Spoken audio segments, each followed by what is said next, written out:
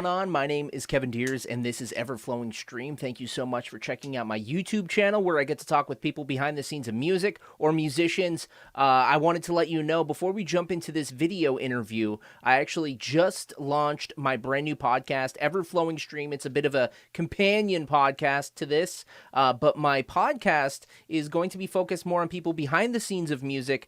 Maybe it be writers or people that tour with musicians, or radio hosts or podcast hosts, people that I've met along the way. I'm also probably going to end up interviewing some musicians. Basically, I wanted to kind of change it up a little bit. I do 2 radio shows, and one is Seattle music and one is all metal music. I wanted to interview people that are very, very interesting, but don't necessarily fit the format of my 2 radio shows. So you can check that out on Spotify or Apple Podcasts, wherever you find podcasts. Just search Everflowing Stream. My first episode, I almost said issue, my first episode, it is not a magazine, is with a guy named Schuler Benson. He is a dude you may know on Twitter for his Twitter shitposting Death Metal Radio. He hosts a metal radio show over on Gimme Metal, and very, very awesome dude. So episode 1 is out now.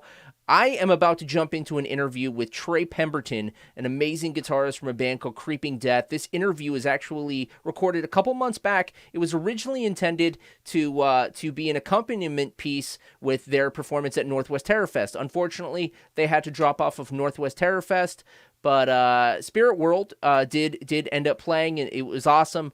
They are coming back, though. As of the publishing of this video, they're going to be playing on Friday. You probably are going to see this way after that time, but if you are seeing this right as it's published, they're playing Friday, the 26th of August at Substation in Seattle, where I live, alongside freaking 200 Stab Wounds, Ingrown, Spirit World, and Tribal Gaze. All those bands are killer, and I'm excited to check it out and excited to see Creeping Death live again. So without any further ado, let's jump into my video interview with Trey Pemberton, guitarist for Creeping Death. It's Everflowing Stream. Hey, what's going on? I'm talking right now with Trey from Creeping Death. They are a killer band from Denton, Texas. How are you doing today, man? Doing all right, hanging in there. Yeah, so it's early in the morning, 7:30 here, 9:30 for you. You got a normal day job, or is metal your full-time thing? I have a day job. I work as a office. I'm basically you asked me too quick. An administrative assistant. I'm basically the office manager at a psychiatric health facility. So schedule appointments, send faxes, just like data entry, just like boring, like, doctor's office stuff.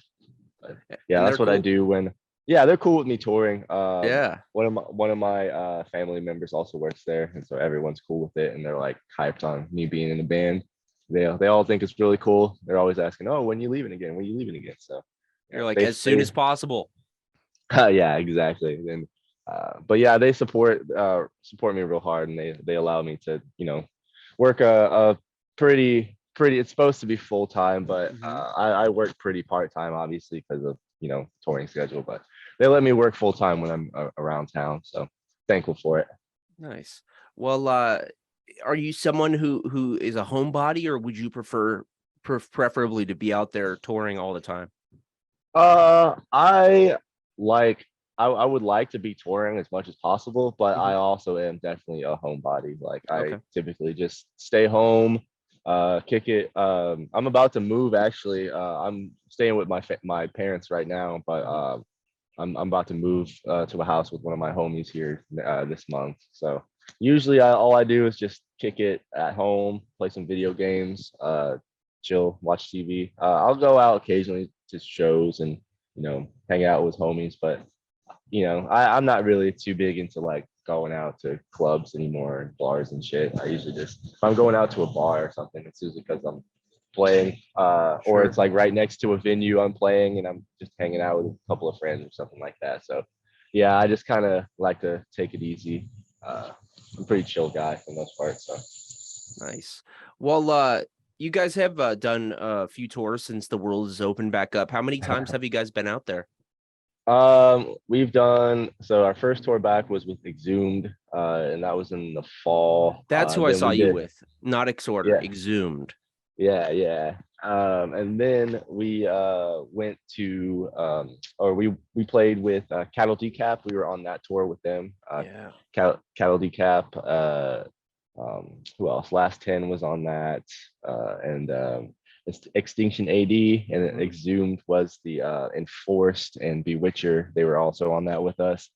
And then this last tour in the spring, we just did was with Carcass and Immolation, which was really insane. That was really great, a really fun tour. So we really, That's a big boy hit. tour. Yeah, yeah, for sure. We definitely hit. I'm glad we were able to like. We've been able to like do something every season. We did Hmm. something in the fall, we did something in the winter, and now we've done something in the spring. And now we have like a super busy summer. So I'm just glad that it's like sort of picking back up again. Because there was those, few years where we weren't doing anything. We're just so long and dry and boring. So it feels good to be able to like, go out and travel and play again and record and write new music and all that good stuff.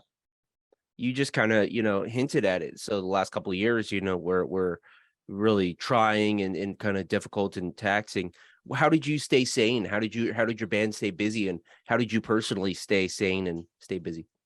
We were lucky enough that when everything jumped off. So we were actually on tour when everything like it like stopped. Yeah. We basically cut a tour in half.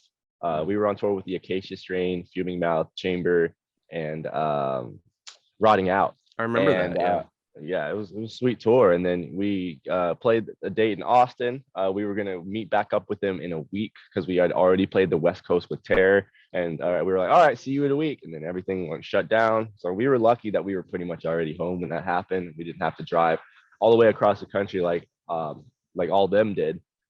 So we were lucky for that, but obviously we were saddled with a bunch of merch debt and all that stuff. Mhm. So yeah, it was rough, definitely in the beginning for sure. Definitely we were lucky to have our own like jam space that we didn't share with anybody because on the uncertain like with all the uncertainty, we were like, well, like this has been going on and we were already in a band together, so we're probably like fine, let's just practice. So it was really that for the first couple of weeks it was like the only thing that any of us did because obviously our jobs were shut down and everything. So we would go up to the jam space and write some new music and hang out Mhm. and just kick it, and that helped a lot.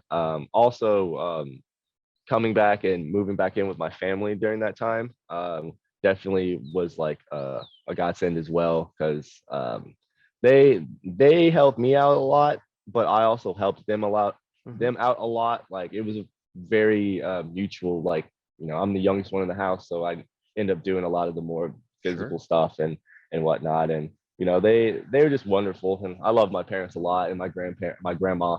She lives here with us too. Mm. So it was just a really nice like bonding experience during that time. We really just kind of stuck together, stuck close, relied on each other, and then keeping in touch with my friends, best we can with group chats, Discord, video games, stuff like that. That's really kind of like how, especially the first 6 to 8 months, really, really went for me to keep me sane anyway. Just a lot of that time was spent playing video games and hanging out, watching TV, and then also writing, playing guitar, just Mhm. trying to escape a little bit. And then last year, once everything started to sort of open up a little more, I got a kickboxing membership at a local gym around here. So Oh, that's awesome. um, yeah, so I just wanted to like after being like in the house and Mhm. only doing those things I mentioned for so long, I was like, all right, I got my shots, I got my vaccine, so let me just I got tired. I was just like, all right, I need to exercise. Really, the big thing. I was like, I got to exercise. So Yeah. tried something new. It was really fun. I fell in love with it. I love it. I still do it. So that's another thing that helped me out a lot. Just finding new things to read about and do and try also helped me out during that time a lot too. So now that you have some training in kickboxing, if we were to go see like the Terror or Acacia Strain, would we see you in the pit doing actual real kickboxing? No, I entered Mosh retirement Oh, okay. long, long, long time ago. But yeah, I Okay. mean, I'm a hardcore kid, so that's all. That's what I was doing back when I was moshing anyway. So Sure. Nice. Okay, man. Well, okay. So That's great, man. I'm glad to hear that, you stayed close to your community. You kind of closed your community, like, or kept it super tight with your family. It's a beautiful thing. And then your band, you guys uh Mhm. you guys recorded an EP that came out in Yep, 2021. yep, Um yep. and then Yeah, are you most of that guys material. Oh, go ahead. sorry, are you guys working on a new one? Oh yeah, so most of that material was written during that like pandemic time, Mm-hmm. and so we had a lot of stuff, and we were like, oh well, we don't want to release a LP and not be able to tour about on it. Yeah. We're unsure about when we were going to be able to tour, so we were like, oh, we also don't want to have like 3-4 years without music release. So we were like, all right, we'll put out an EP. We'll pick some of the new songs and then re-record some old songs just to like sort of like have something like kind of out, and that's kind of how the Edge of Existence came about. And we were actually very very stoked and surprised at the reaction, because I wouldn't say a throwaway, nothing is like a throwaway, we just like uh we love all of those songs and we picked those songs specifically, but we didn't think that it would, the EP, since it was re-records and only 3 new songs, was going to like get as much reaction as it has. But it's been really sick. People seem to really be stoked on it, which has us hyped for our new LP that we're going to be recording here this month, actually at the end of the month. So we're very hyped. All that stuff was pretty much, well, most of it was, a lot of it was in the same sort of writing Mm-hmm. session during that time. But also we've also written maybe 3-ish more songs since then, since all that, since we basically been touring again Mm-hmm. and stuff. So we got a lot of new stuff on there, and we're hyped to go and record it. Going to be recording in like in San Diego for like 3 weeks. So going to be nice by the beach, and being able to jam and whatnot. So we're very stoked on it. Very excited to record this. Some of our favorite material that we've written so far. We just like to try to.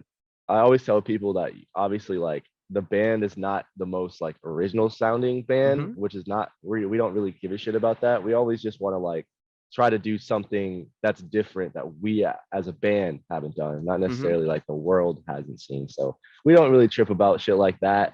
But if it is, we do some new stuff that we haven't done on this record. I think it's going to be sick. It's just going to be a lot more uh, of extreme, a lot more of everything. So it's going to be cool. I'm very excited to record it and put it out. That's awesome. Well, you guys are going to San Diego, so can you tell us who you're recording with? Uh, Is that allowed, or I don't know.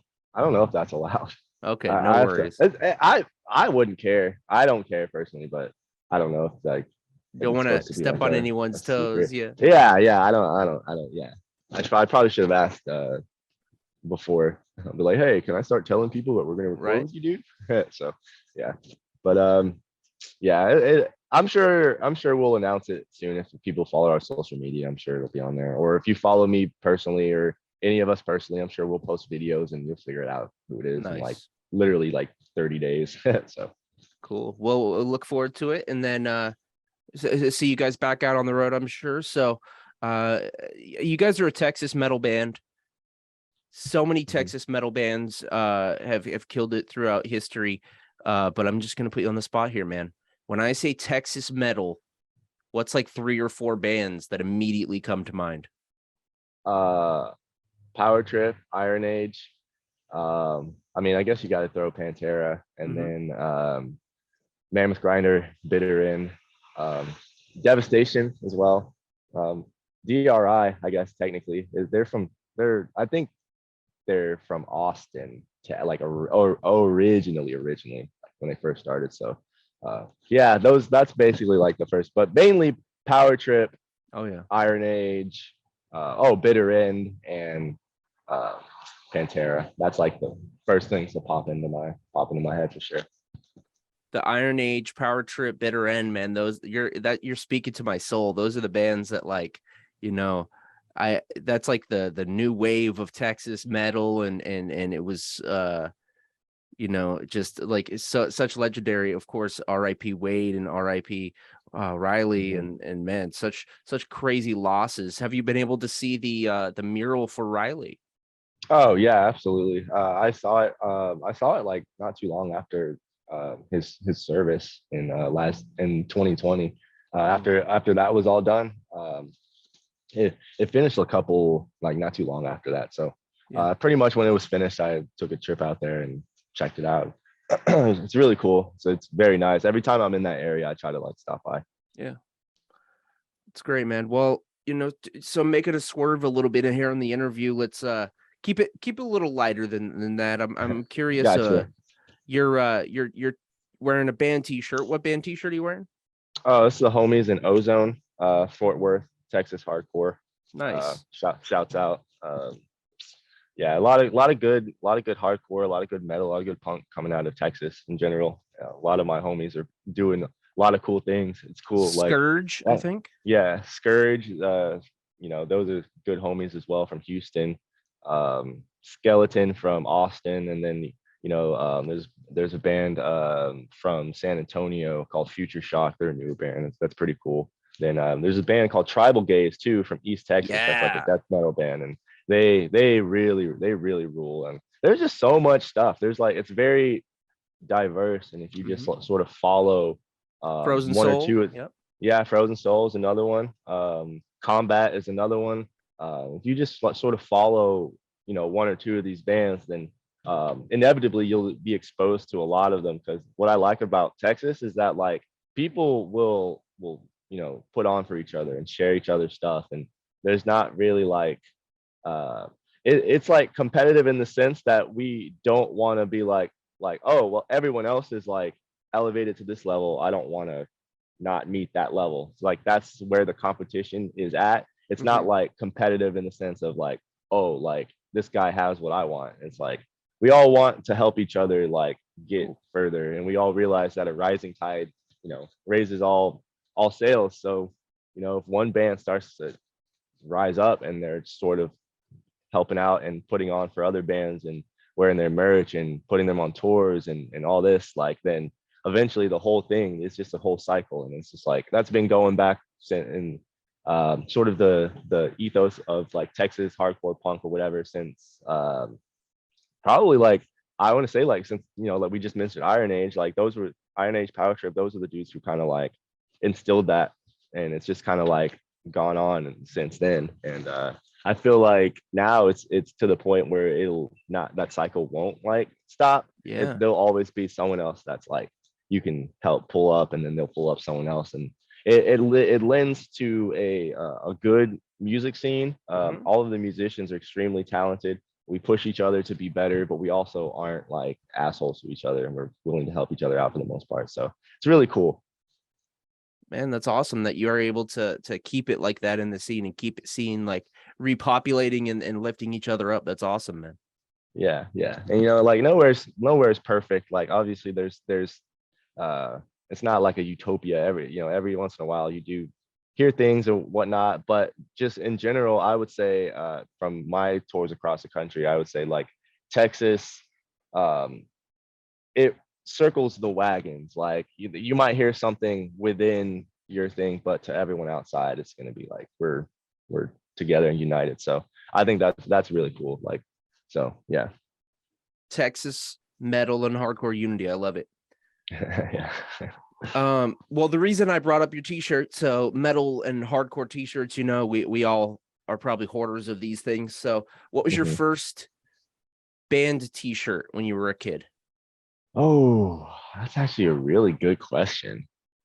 My first show stories were pretty lame because my first shows were like Warped Tour and like I mean, metalcore my first shows. So band t-shirt was No Doubt. So like, that's sick though. Gwen, shout out Gwen Stefani. there you go.